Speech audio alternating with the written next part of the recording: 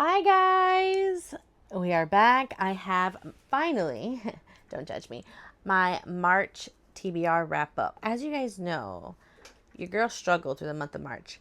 I don't know why, but we struggled. Did we have some really good books? Yes, but did we also DNF some books? We did. But let's not get too ahead of ourselves.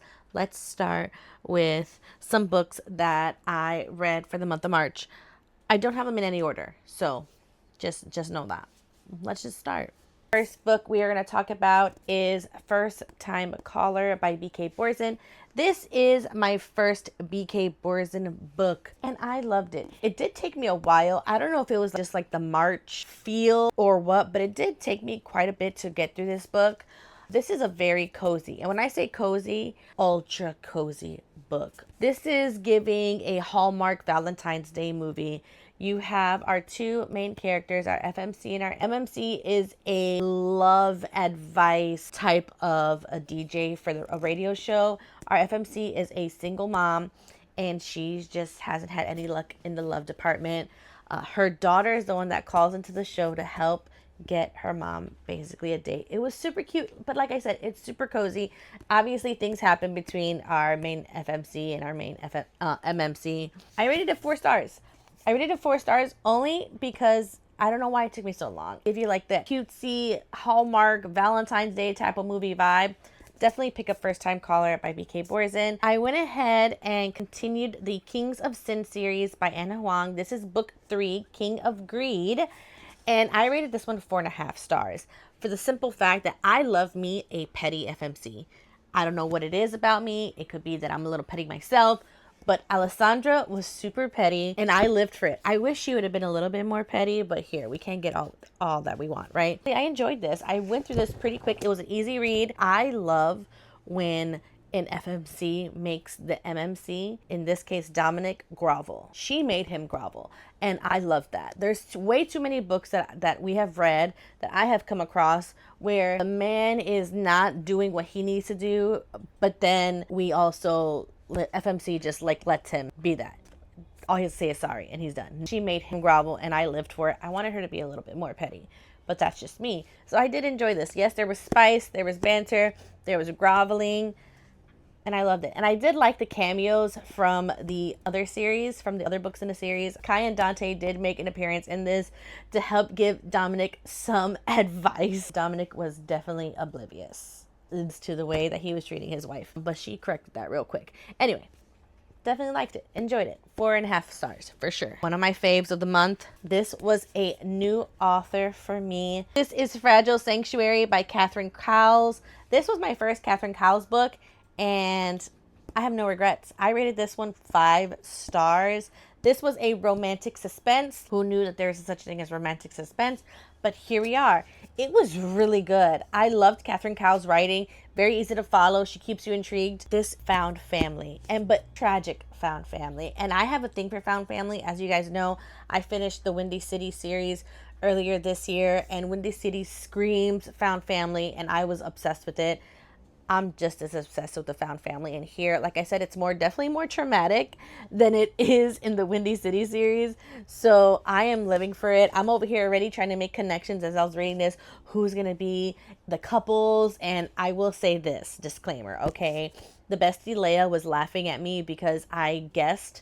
I try to put like two in together, like, oh, this is what the next book is going to be about. Don't try and guess because you're going to get it wrong. Save yourself. I had a really good time reading this. It was spicy. There was things that was like, what the heck is happening? And also some heartfelt moments. I already know I'm going to have some favorite couples in this series, so I'm looking forward very much to continuing the Sparrow Falls series by Catherine Cowles. 5 stars for sure. We also continued our Black Dagger Brotherhood journey. This is book 3 in the Black Dagger Brotherhood series, and this is following Butch O'Neill. As you know, we met Butch O'Neill from book 1. He is a police detective, so now we're following Butch's story. And I feel a type of way about Butch's story. I had high hopes for Butch, okay? Because I liked him. He was one of those characters that you hated at first, but then you ended up loving him. And now he's like a pivotal part of the story. Like I said, I struggled. I wanted more from Butch. This is following Butch and Marissa. Marissa, we met in the previous books, and we know that Butch has been hung up on Marissa forever. All right. Well, it feels like forever. It's only been 3 books. I'm so dramatic. Anyway, I gave it 4.5 stars because it's Butch. Like, I have to. And there are a few things that set me off, with the main one being this book is filled with miscommunication. You guys already know how I feel about miscommunication. A lot of things could have been solved if they had a conversation or heard each other out, honestly. So that was a little bit annoying. And there was the weird, I know Butch and Vicious have gotten very close. They are best friends right now, okay? They're roommates, they're best friends. I know they've gotten real close. However, J.R. Ward knows what she's doing, okay? Because the way that there was a lot of, like, you know what I'm saying, like side-eye moments between V and Butch, I was just like, what is happening? It didn't feel very brotherly at times, is what I'm trying to say. So I was just like, what is happening? So there's that. If you like that type of thing, I mean, by all means. But I'm just like, what is happening? So I am very excited to go into the next book, which is V's story. Because I need to find out, why are you looking at your friend like that? And there was something that happened in here with our main characters that I was just like, well then, I see how that's going to go. 4.5 stars because, please, I have a soft spot for Butch. I mean, true. I am still enjoying this series. I'm excited to go into Vicious's story because I need answers. You don't like miscommunication, just tiptoe in this one, because the way that Butch and Marissa were acting like high school kids, and I'm just like, we too old for this. Since we're on the path of disappointing, I DNF'd my first book for the year, I think. I could be super dramatic. I could be being very dramatic, but I think I DNF'd my first book for the year. This is King of Sloth. This is book 4 in the Kings of Sin series by Ana Huang. I just want to show you where I DNF'd. I gave it a fighting chance. This is page 255. That is a little more than halfway through the book. And I even did the audio to help to see if the audio would be better. I don't know if it was just the mood I was in. I don't know what it was. I did not like Xavier. You know what? It's been the audio too. Because I don't know why I say his name is Xavier. Then in the audio, they call him Javier. And I'm just like, why are we doing this? It could be very much that the audio ruined it for me. I don't know. But I just was not feeling his character. He really lived up to the whole King of Sloth thing because he was doing a bunch of nothing for me. Like, nothing. Yeah. Maybe pause. Maybe I'll read it. Eyeball read it and see if I feel better about it. But a little more than halfway, and I just wasn't feeling it in the month of March. So maybe. Right now it's a no. Because he just wasn't it. And maybe the audio ruined it for me. But this is the first DNF of the year. Sorry. Let's go. We're going to go back to the happy stuff, okay? Was this on my March TBR? No. No, it wasn't. Did I still read it? Absolutely, I did. This is In Her Own League by Liz Tomford. This was a standalone, but in the same universe as the Windy City. We are following Monty, or Emmett, as we like to call him now, since reading this book.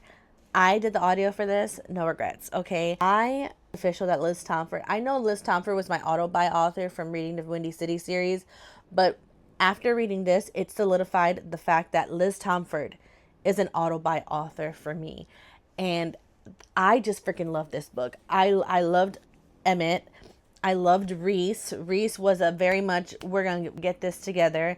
She was a girl's girl. She was a powerhouse. Ain't nobody going to talk to me, think less of me because I'm a woman. Like, she was everything. And I loved her for Emmett. I love the banter between the both of them. There was a little bit of miscommunication in there, but not too much where I was off put by it. And it resolved very quickly. So there's that. Very helpful. And I loved all the cameos of all the other characters. There were some continuations of other characters' stories in Her Own League. So I love that. I knew I was going to love me some Monty or M. I knew I was going to love him. Do yourself a favor. 5 stars. Okay? If you haven't finished Windy City, do not read this. Okay? You need to finish Windy City before you read In Her Own League. Because there will be some spoilers from the series in here. Just so you know. And when I say from the series, I would definitely say spoilers from Caught Up and Play Along. Mainly in here. This was a TBR redeem. This was Atmosphere by Taylor Jenkins Reid. This was my first Taylor Jenkins Reid. I did the audio for Atmosphere. It was on the Cloud Library. If you don't have Cloud Library, do yourself a favor and see if your library offers it. Did I enjoy it? Yes. This was the first time that I read a book that the author wrote it in reverse character development, which was weird, but once I got used to it, I was good. But it also made it more sad too, as well. There were some sad points in this book. So in Atmosphere, we are in the 1980s, and it is basically centered around the space shuttle program with NASA in the 1980s. Joan is on pace to be the first woman in space. And on top of all that happening, so we're going through like the program, what it takes. Joan has a little secret. I didn't know this, but this was an FF romance. Romance being like subplot, but kind of main plot at the same time. It was weird how it was written, okay? Like I said, Joan dreamt about being an astronaut, being the first woman in space, and she's on track for that. However, there are some things that happen in the midst of the training program that the lifestyle that she leads or wants to lead is not conducive to her being in that program anymore. And like I said, it's an FF romance, and it was back in the 1980s. So if you know what I'm trying to say, but that was very subplot, but main plot. Does that make sense?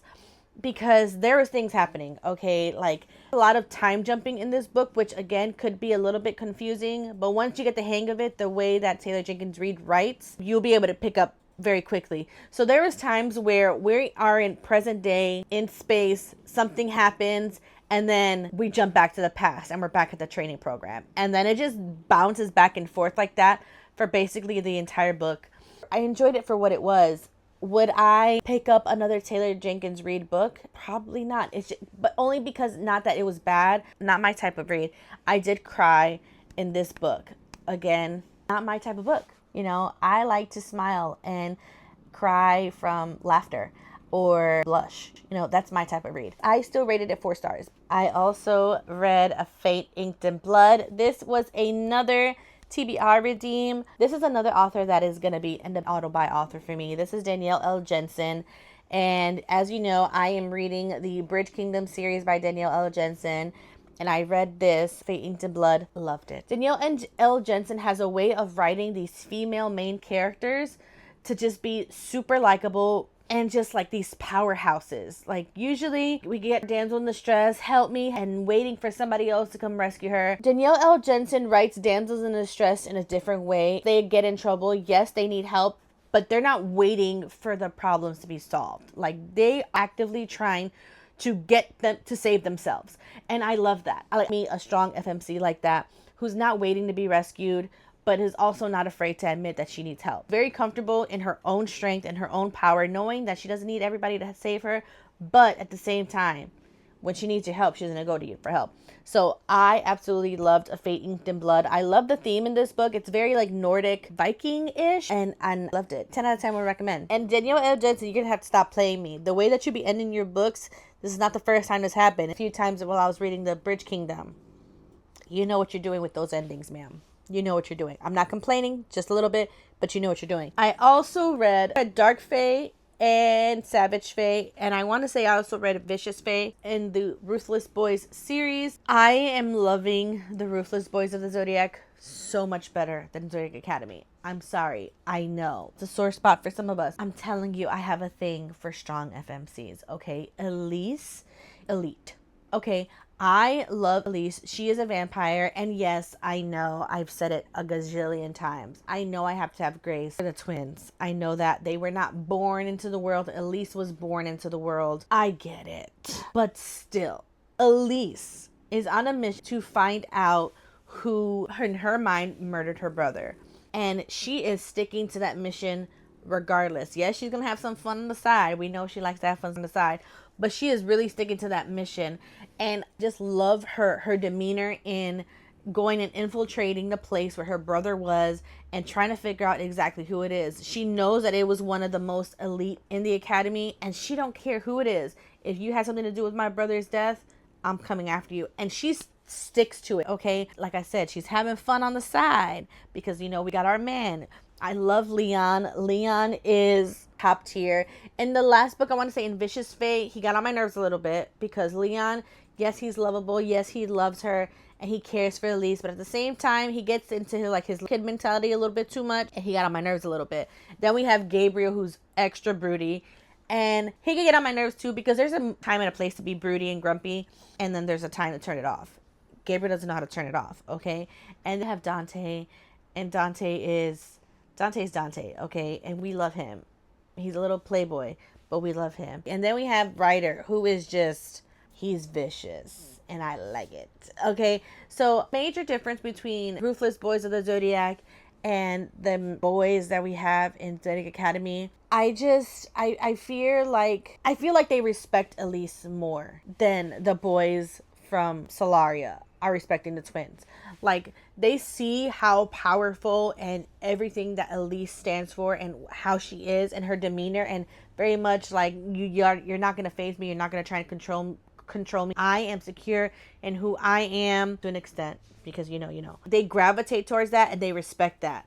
In Zodiac Academy, they could care less. One of the major differences between the two that I'm nervous to go back into Zodiac Academy after finishing the Ruthless Boys of the Zodiac, because I fear like I'm just not gonna like the twins more. But here we are. We're gonna get through it, okay? Talk about me not staying on my TBR, because this series is not on my TBR at all for this year. Like, at all. However, here we are. I went through Insatiable, Voracious, and Restitution by Lee Rivers. I went through the Edge of Darkness series in a weekend. I have no regrets. I ate this trilogy up, okay? It was dark. There was suspense. There was spiciness. There was like thriller. I loved this trilogy so much. Like, it wasn't just like dark smut. You know, like, there was plenty of plot happening.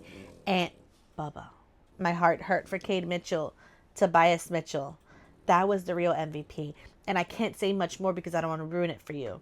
But Psychotic Obsession, which is another story in the Edge of Darkness trilogy, I will read that sometime soon because I need to come back for Tobias Mitchell. I loved everything about this trilogy. The storyline was phenomenal. One thing I could appreciate about this trilogy and about Lee Rivers is that she doesn't get too graphic on page when it comes to going through trauma on page. Yes, there's a lot of talk about trauma in the past, but there was some trauma also happening within the scene on page, and Lee Rivers didn't feel the need to get graphic, and I appreciated that compared to some other authors that I read and graphic on page, and I'm just like, well, this is a lot. So I really did appreciate that approach from Lee Rivers, that she wasn't too graphic in the writing, but still wrote just enough detail to make you feel and get emotion and everything across like was intended. So there was that. I absolutely loved that trilogy. If you love dark romance and you're looking for dark romance that has a real heavy plot but still spicy, still gives you that dark side feel, read the Edge of Darkness trilogy by Lee Rivers. You won't have regrets. If you regret it, I need you to come back and tell me what you regretted, because I need details, because no one's going to slander my Cade Mitchell. Like, hello. That was our March wrap up. I don't even know how many books I read for the month of March. And we were supposed to end this video on a high note, and I totally forgot about something. This is going to be a hot take for some of us, okay? On top of soft DNFing King of Sloth, I also DNF'd my first series this year in the month of March. And the series that I DNF'd at 65% through book 5 was the Plated Prisoner series by Raven Kennedy. Let's talk about it. I struggled through book 1, Guild. Again, you guys already know I have a trend. If the FMC is not it, I struggle through it. Sometimes I DNF it. Sometimes I push through. The besties told me to push through. I pushed through. Okay. I was obsessed with book 2, 3, and 4 of Plated Prisoner. Loved book 2, 3, and 4. The character development, the plot, the magic, the world, everything was coming together. Slade, Rip, Oren coming into her own. Loved 2, 3, and 4. I tried my best, you guys, and I promise, besties, I tried my best to get through book 5. I went all the way to 65%, okay, in the audio for Plated Prisoner. I love the audio for Plated Prisoner. Please. I could not get behind the story that was getting pushed in book 5. I don't think I've read a redemption arc before, and I see that redemption arcs are not for me. For a character that I absolutely loathed. A character that I didn't care if you just jump off a bridge and we never see you again.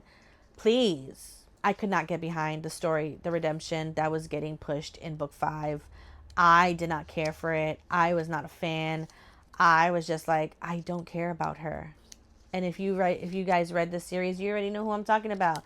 I did not like her in the beginning. I did not like her in book 2, 3, 4, and I didn't like that I was listening to her talk in book 5. I did have a Bessie Spark Notes the rest of the series for me, and I'm glad I didn't read it. Like, please, sorry, I didn't read it. I honestly feel that series did not need to be 6 books. I feel like because it was stretched into 6 books that things just fell apart.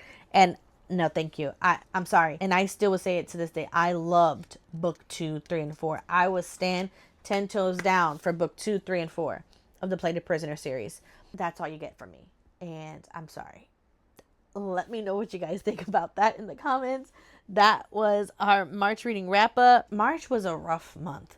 And I'm just glad I got to read what I read this month. I'm looking forward to April. We already are in April, technically. But we come up with April. I hope you guys had an amazing month. Let me know what your favorite book of the month was. And let me know if you DNF'd any books in the month of March. Let me know so we could talk about it. So I don't feel like I'm the only one that was like opening books and closing them back up. Because sometimes it's a bit rough. Not every month is going to be a fabulous month where you love all the books that you're reading. There's going to be months like March where you're like, nothing is appealing to me. And that is okay. I have a monthly TBR. If you want to do your whole monthly TBR, I encourage you, don't try and be so like stuck on your TBR, because once you try to like put yourself in a box, reading is going to be very difficult for you. Remember, the goal for reading is to enjoy the stories, to be immersed in it and love the stories in the books that you're reading. There's way too many books for you to struggle through a book. If you don't like a book, close that sucker up, put it to the side, whether you decide to pause it or just DNF it as a whole. Don't struggle through books. There's way too many books on your TBR, which I'm sure your TBR is looking at you side-eyed like, you really gonna struggle through that book when you got like 500 right here? Struggle through a book, close it. If I'm not liking the series, I'm gonna be okay with just like DNFing it and being okay with that, because there's way too many books that need to get read. If you stuck around this long, thank you so much for your support. Don't forget to like and subscribe, share it out, comment down below. Let's have some conversations. And don't forget that I also have a community in Discord. If you want to be a part of my Discord, I have the link down in the description box below. Thank you guys so much for watching, and I'll see you guys in the next one. Love you guys. Bye.